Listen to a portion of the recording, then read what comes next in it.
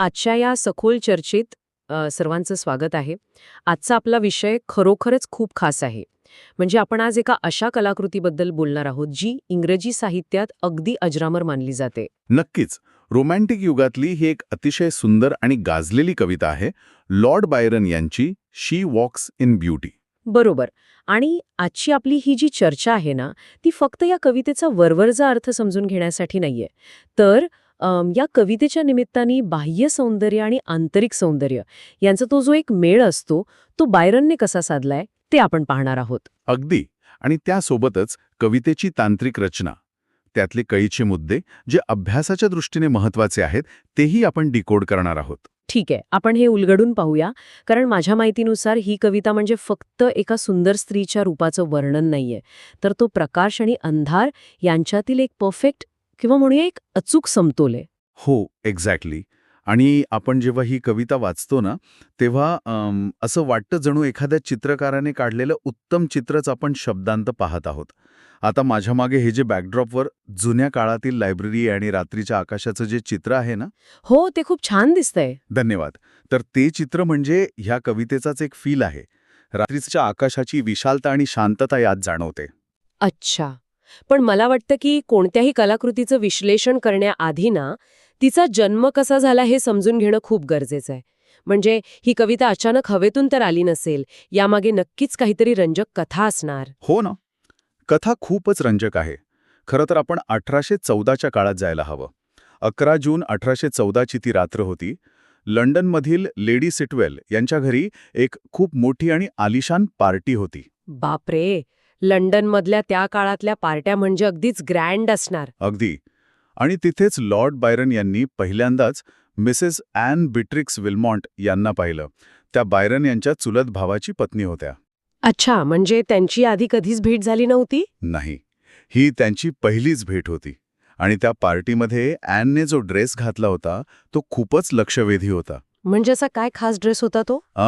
त्या काळात दुःखाच्या प्रसंगी जो काळ्या रंगाचा मॉर्निंग ड्रेस घालतात ना, तसा ड्रेस तिने घातला होता. पण तो साधा काळा ड्रेस नव्हता. त्यावर चमकदार टिकल्या म्हणजे स्पँगल्स लावलेल्या होत्या. अरे च्छा, म्हणजे पूर्ण काळा ड्रेस आणि त्यावर चमकणाऱ्या टिकल्या. हो. आणि तो गडद काळा रंग आणि त्यावर मेणबत्तीच्या प्रकाशात चमकणाऱ्या त्या टिकल्या पाहून बायरन इतके भारावून गेले की असं म्हणतात घरी आल्यावर त्यांनी एका दमात ब्रँडी प्याली आणि दुसऱ्या दिवशी ही अजरामर कविता लिहून काढली. वाह, हे अगदी एखाद्या ब्लॅक अँड व्हाईट फोटोसारखं आहे.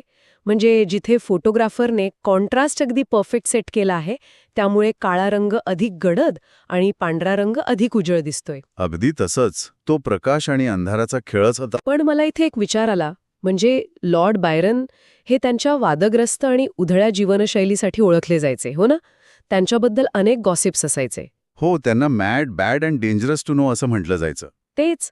मग अशा एका वादग्रस्त माणसाच्या लेखणीतून इतकी पवित्र आणि निरागस प्रेमाची भावना व्यक्त करणारी कविता कशी येऊ शकते? हा विरोधाभास नाहीये का? यातली सर्वात आकर्षक गोष्ट म्हणजे हाच विरोधाभास आहे. बायरनच्या साहित्यात नेहमी एक बायरॉनिक हिरो असतो, जो बंडखोर आणि उग्र असतो. बरोबर. पण ही कविता त्या प्रतिमेपेक्षा पूर्णपणे वेगळी आणि शांत आहे. तो काळा ड्रेस आणि त्या टिकल्या यांनीच बायरनला अंधार आणि प्रकाश यांच्या समतोलाची प्रेरणा दिली. त्यांनी ॲनकडे कोणत्याही वासनेच्या नजरेने नाही, तर एका विशुद्ध सौंदर्याच्या नजरेने पाहिलं. हे खूपच ग्रेट आहे. मग आपण आता कवितेच्या पहिल्या कडव्याकडे वळूया. कवितेची सुरुवातच होते, she walks in beauty like the night of cloudless climes and starry skies. हो, ही ओळ तर जगप्रसिद्ध आहे. पण मला एक सांगा, साधारणपणे साहित्यात सौंदर्याची उपमा द्यायची असेल तर कवी उगवत्या सूर्याची किंवा एखाद्या सुंदर सकाळची उपमा देतात. बायरनने सौंदर्याला चक्क रात्रीची उपमा का दिली असावी? हा प्रश्न खूप महत्वाचा आहे. आणि हे समजून घेण्यासाठी आपल्याला रोमॅन्टिसिझमची विचारधारा समजून घ्यावी लागेल. बायरनच्या मते दिवसाचा लख्ख प्रकाश हा थोडा भडक किंवा म्हणूया बटबटीत असू शकतो. म्हणजे डोळ्यांना त्रास देणारा? एक्झॅक्टली. दिवसाच्या प्रकाशात गुढता नसते, पण रात्रीचा अंधार आणि ताऱ्यांचा प्रकाश मिळून एक कोमल, ज्याला आपण टेंडर लाईट म्हणतो, तो तयार होतो. अच्छा, म्हणजे तो अंधार आणि प्रकाशाचा सर्वोत्तम मेळ तिच्या चेहऱ्यात दिसतोय. हो. आणि इथे बायरनने सिमिली म्हणजे उपमा या अलंकाराचा अतिशय सुंदर वापर केलाय. आणि आणखी एक तांत्रिक गोष्ट, म्हणजे एन्जाममेंट. एन्जॉयमेंट. म्हणजे एका ओळीतून दुसऱ्या ओळीत विचार सलग जाणं. बरोबर. ओळ संपल्यावर न थांबता पुढच्या ओळीत जाणं. आणि शी वॉक्स या शब्दातून ती केवळ एका जागी उभी नाहीये, तर तिच्या चालण्यात एक ग्रेस आहे, एक डौल आहे, हे समजतं. खरंच ती चालती फिरती रात्रच वाटतीये. आता आपण दुसऱ्या कडव्याकडे जाऊया. तिथे बायरन म्हणतो, one shade the more, one ray the less. म्हणजे अंधाराची एक छटा थोडी जास्त असती किंवा प्रकाशाचा एक किरण थोडा कमी असता. तर तिचं ते अप्रतिम सौंदर्य निम्म्यानं कमी झालं असतं. हा, तो परफेक्ट बॅलन्स आहे. ठीक आहे, पण म्हणजे हे एखाद्या मास्टर शेफच्या रेसिपीसारखं नाही हा. एक चिमूटभर मीठ जास्त किंवा कमी झालं तर डिशचीच चव बिघडेल. पण जरा थांबा, एखाद्या व्यक्तीकडून परफेक्ट असण्याची इतकी अवास्तव अपेक्षा ठेवणं योग्य आहे का? कुणीही माणूस इतका परिपूर्ण कसा काय असू शकतो? तुमचा मुद्दा रास्त आहे. पण जर आपण हे एका व्यापक दृष्टिकोनातून पाहिलं, तर बायरन इथे केवळ मोजमाप करता येईल अशा शारीरिक सौंदर्याबद्दल बोलतच नाहीये. अच्छा, मग तो नक्की कशाबद्दल बोलतोय? दुसऱ्या कडव्याच्या शेवटी बघा, तो म्हणतो की तिचे हे शांत आणि गोड विचार हे दर्शवतात की तिचं मन किती शुद्ध आहे. इथे आपल्याला निओ प्लॅटोनिझमचा प्रभाव दिसतो. निओ प्लॅटोनिझम म्हणजे बाह्य सौंदर्य हे आंतरिक शुद्धतेचा आरसा आहे, असं काहीसं. एक्झॅक्टली. बाह्य सौंदर्य हे केवळ एक प्रतिबिंब आहे. तिचं रूप इतकं शांत आणि संतुलित आहे कारण तिचं मन आतून पूर्णपणे शुद्ध आणि निरागस आहे. अरे वा, म्हणजे तो शारीरिक वर्णनावरून आता पूर्णपणे आध्यात्मिक आणि आंतरिक गुणांकडे वळलाय. हो, आणि हेच सूत्र तो तिसऱ्या कडव्यातही पुढे नेतो. तिचे गाल, तिचे कपाळ, तिचे जिंकणारे हास्य आणि तिची चमकणारी त्वचा हे सगळं काय दाखवतं? की तिने तिचं आयुष्य चांगुलपणात व्यतीत केलंय. बरोबर. तिचं मन शांत आहे आणि हृदय निरागस प्रेमाने भरलेलं आहे. अभ्यासाच्या दृष्टीने सांगायचं तर खऱ्या सौंदर्याचे सूत्र आहे good heart plus good looks. म्हणजे चांगले हृदय अधिक चांगले रूप. आणि इथेच ही गोष्ट खऱ्या अर्थाने रंजक बनते. कारण लक्षात घ्या, आपण सुरुवातीलाच म्हटलं की बायरन त्या स्त्रीला प्रत्यक्षात फार ओळखतही नव्हता. हो, त्यांची ओळख नव्हतीच. मग केवळ तिच्या बाह्य रूपावरून, कपड्यांवरून ती आतूनही तितकीच चांगली आणि निरागस असेल असा ठाम निष्कर्ष काढणं हे थोडं कल्पनेच्या जगात वावरल्यासारखं नाही का? नक्कीच आहे. आणि म्हणूनच साहित्यात टीकात्मक दृष्टिकोनही महत्त्वाचा असतो. काही आधुनिक विश्लेषक आणि फेमिनिस्ट म्हणजे स्त्रीवादी विचारवंतांच्या मते या कवितेत स्त्रीला फक्त एक मूक वस्तू बनवलं आहे. मूक वस्तू म्हणजे ती स्वतः काही बोलत नाही म्हणून? हो, ती एकही शब्द बोलत नाही. कवी फक्त तिला दुरून पाहतोय आणि तिच्या अवयवांचे तुकडे तुकड्यात वर्णन करतोय. याला ब्लेझन ट्रेडिशन म्हणतात.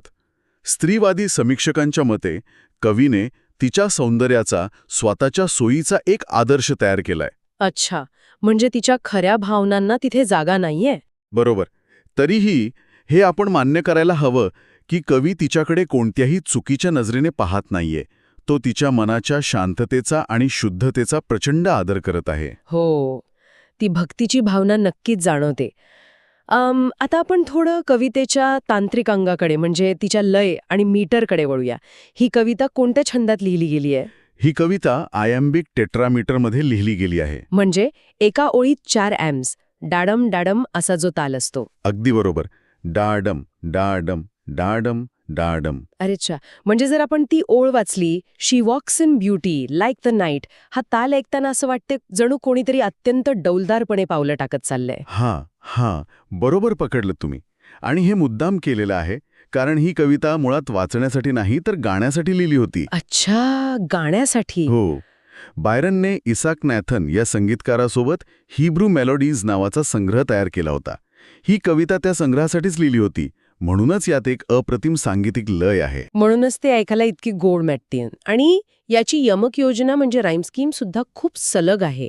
ABABA अशी, जसं नाईट, स्काईज, ब्राईट, आईज. हो. आणि हा जो समतोल आहे ना, तो तिच्या व्यक्तिमत्वातील हार्मोनी म्हणजे सुसंवाद दर्शवतो. म्हणजे परीक्षेच्या दृष्टीने किंवा अभ्यासाच्या दृष्टीने सांगायचं तर यात 5 महत्वाचे शब्द आहेत जे लक्षात ठेवणं आवश्यक आहे. ब्युटी म्हणजे सौंदर्य, हार्मनी म्हणजे सुसंवाद, बॅलन्स म्हणजे संतुलन, प्युरिटी म्हणजे शुद्धता आणि कामनेस म्हणजे शांतता. अगदी परफेक्ट. हे 5 शब्द या कवितेचा आत्मा आहेत. तर या सगळ्या चर्चेचा नेमका अर्थ काय? आपण आज काय पाहिलं? आपण पाहिलं की शी वॉक्स इन ब्युटी ही केवळ एका काळ्या ड्रेसमधील स्त्रीचं वरवरचं वर्णन करणारी कविता नक्कीच नाहीये. अजिबात नाही. ती प्रकाश आणि अंधार यांच्यातील एक सुंदर समतोल आहे. बाह्य सौंदर्य आणि आंतरिक शुद्धता यांचा तो एक अद्भुत संगम आहे. लॉर्ड बायरनने आपल्या शब्दांतून त्या एका परफेक्ट क्षणाला कायमचं अमर केलं आहे. पण जाता जाता मला एक विचार श्रोत्यांच्या मनात सोडून द्यावासा वाटतो. कोणता विचार? बघा, आपलं शारीरिक रूप काळासोबत बदलत असतं, ते कधीच कायम राहत नाही. पण बायरनने ॲनला या कवितेत कायमस्वरूपी एका परिपूर्ण आणि संतुलित अवस्थेत गोठवून ठेवलंय. हो, ती तिथे तशीच अमर झाली आहे. मग यामुळे एक महत्वाचा प्रश्न निर्माण होतो. कला ही खऱ्या आयुष्याला जसं आहे तसं टिपते, की कला एक असा सुंदर खोटा आदर्श तयार करते ज्याच्यापर्यंत पोचणं खऱ्या आयुष्यात कोणत्याही माणसाला कधीच शक्य नसतं. आपण खऱ्या माणसाच्या प्रेमात पडतो की कलेने निर्माण केलेल्या त्या परिपूर्णतेच्या प्रेमात? बापरे, हा प्रश्न खरोखरच खूप खोल आणि विचार करायला लावणार आहे. याच एका सुंदर आणि विचारप्रवर्तक नोटवर आपण आजची ही सखोल चर्चा इथेच थांबूया. पुन्हा भेटूया अशाच एका नव्या विषयासह.